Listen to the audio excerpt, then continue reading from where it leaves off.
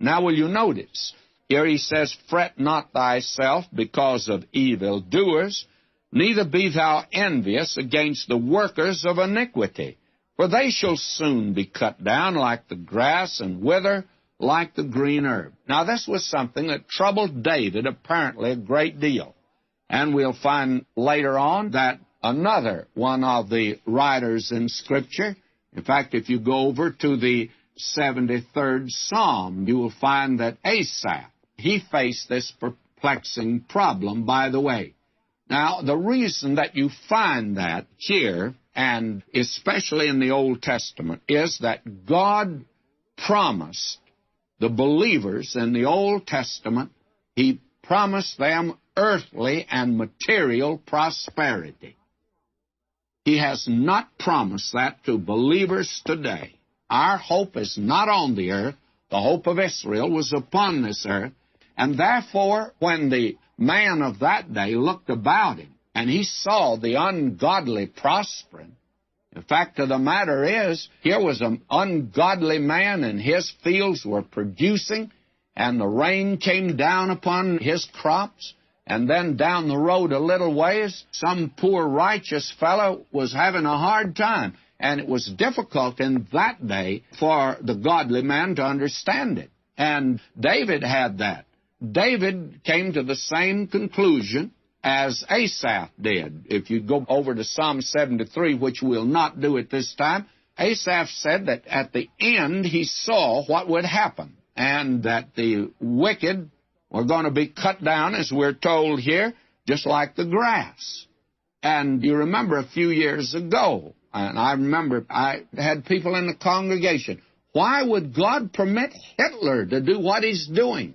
Why, he almost won World War II. And why would God permit a man like Mussolini? And by the way, where are they today? You just give God time. He'll deal with them. And it's the end of the wicked that you need to consider. So now he says what we're to do if you look about you today. And this is a problem that disturbs you. There's several things, if you'll do, it'll solve your problem.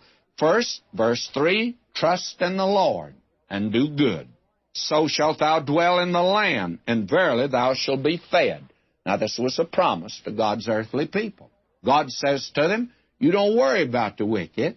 You trust in the Lord, and He's going to take care of you. Then verse 4, delight thyself also in the Lord, and He shall give thee the desires of thine heart.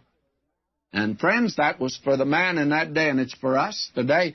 But I don't know that He's going to give you an apple a day, or I'm not sure that He's going to bless you in your business. But I say this, He's already blessed you with all spiritual blessings, and He'll just shower on you all the spiritual blessings that you can contain. And what are we to do then? Delight thyself in the Lord. That's what we're to do. Verse 5, another thing we're to do, commit thy way unto the Lord. And there are a great many Christians that are criticizing today, finding fault with God. And friends, they haven't committed their way unto the Lord. Trust also in Him. He shall bring it to pass. Give God time. He'll work it out in your life. God's good, friends. You know, the idea of the heathen is that God's terrible. They're idols. Look at them. Ooh, they're hideous. And there are a great many people today, and professing Christians, that don't think God's very good. They think He's sort of a villain. He may turn on you at any moment. He never will. He's your friend. He loves you. He wants to save you. But you've got to commit your way to Him, you see. Now, that's not all. In verse 7, rest in the Lord and wait patiently for Him. Just rest in the Lord. How wonderful it is to rest in Him. Fret not thyself because of him who prospereth in his way, because of the man who bringeth wicked devices to pass. Don't let him disturb you at all. And then he says, don't get uptight. Cease from anger. Forsake wrath. Don't lose your temper. Don't be upset. Don't be under tension. Cease from anger. Forsake wrath. Fret not thyself in any way to do evil. Don't think that you can get by with it, friends. If you're His child, you're really in trouble if you try to get by. For listen to Him, for evildoers shall be cut off. But those who wait upon the Lord shall inherit the earth. God's going to see to that. And then verse 11, but the meek shall inherit the earth. That's what God has said. Now, God's going to put a people on this earth someday. I heard of a preacher the other day made the statement God's going to save so many people that there wouldn't be room enough for them on this earth, so he had to have heaven to take care of the overflow. I guess that's what he meant. I don't think he used the term overflow. Well, I want to tell you, heaven is not for the overflow. That's for the church. And there will be an earthly people down here. That is to hopelessly confuse the purposes of God, my friend. Now, will you notice here, the wicked have drawn out the sword. Scripture makes it clear, if you take the sword, you're going to perish that way. Now, verse 16, a little that a righteous man hath is better than the riches of many wicked. I have, in the course of my ministry and traveling around, I've been in the homes of very poor saints and also in very rich saints.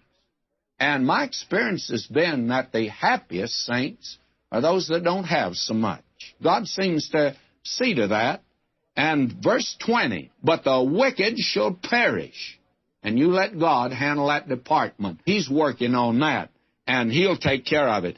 And verse 23, he says, the steps of a good man are ordered by the Lord. That is, established by the Lord, on a foundation that we've seen as the rock, and that rock is Christ. And He delighteth in His way. Does God delight in you today? He could point to Job, and Job wasn't perfect by any means, as we saw when we were there, but God took a delight in him. Now, verse 29, again listen to him. The righteous shall inherit the land and dwell therein forever. Now, God is making good His promise to Abraham and to the children of Israel. He promised them earthly blessings. He did not promise that to you and me. We're blessed with all spiritual blessing. And you're going to get all confused if you try to say God has promised you that. Many Christians are being blessed with material things. May I say to you, that's surplus that you get. That's an added blessing, and if God has blessed you that way, you have a tremendous responsibility. I feel sorry for some of the rich saints because they're not using the money as they should be using it for God today.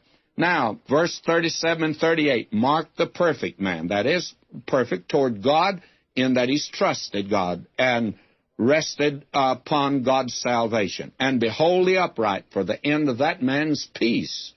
God will see to that. Verse 38, but the transgressors shall be destroyed together.